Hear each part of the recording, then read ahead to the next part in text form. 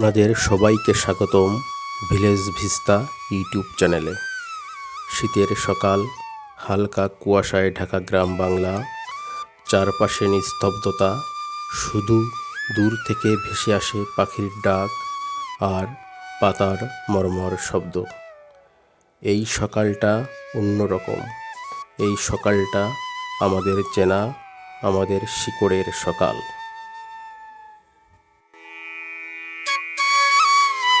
এই শীতের সকালে গ্রামের সবচেয়ে পরিচিত দৃশ্য খেজুর গাছ আর গাছি।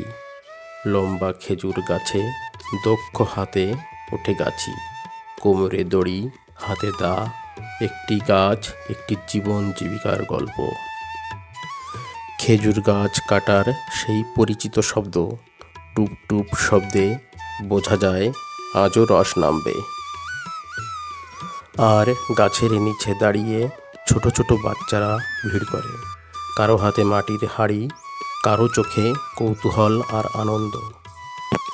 ওরা গাছ কাটা দেখে, গাছের দিকে তাকিয়ে হাসে, মাঝে মাঝে বলে, আজ রস বেশি হবে তো কাকা। এই দৃশ্যটা গ্রাম বাংলার সবচেয়ে সুন্দর ছবি।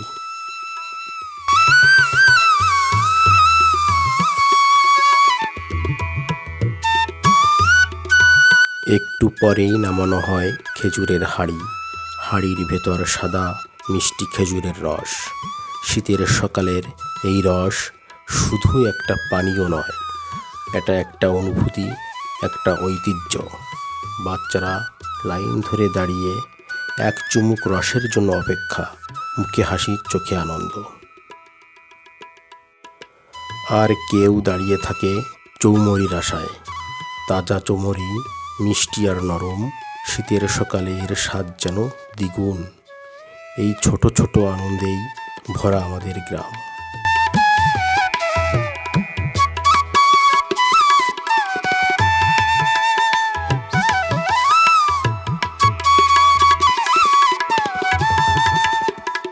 খেজুরের রস গ্রাম বাংলার মানুষের কাছে শুধু একটি পানীয় নয়, এটি শীতের আনন্দের প্রতীক। এই রস দিয়ে তৈরি হয় পিঠা, পায়েস আর নানান ঐতিহ্যবাহী খাবার। আবার অনেকেই সরাসরি রস পান করেই শীতের সকাল উপভোগ করেন। শহরের কোলাহল থেকে দূরে এই সহজ জীবন আর প্রকৃতির সঙ্গে মানুষের সম্পর্ক আজও গ্রাম বাংলাকে আলাদা করে চেনায়।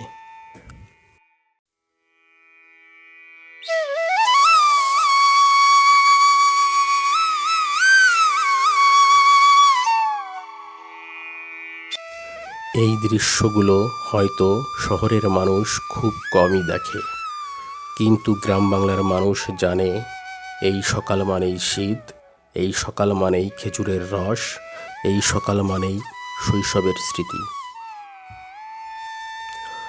কুয়াশা, খেজুর গাছ, গাছিরা আর শিশুদের হাসি, এইভাবেই শুরু হয় গ্রাম বাংলার শীতের সকাল। এই ঐতিহ্য, এই প্রকৃতি আমাদের গর্ব, আমাদের শিকড়।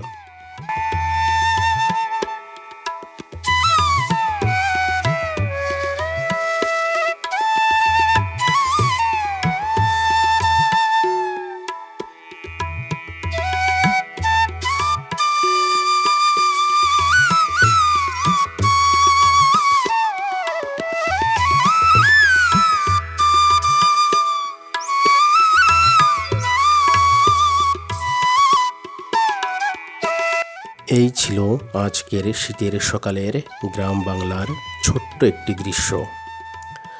ভিডিওটি যদি ভালো লেগে থাকে তাহলে লাইক দিতে ভুলবেন না। মতামত জানাতে একটি সুন্দর কমেন্ট করুন।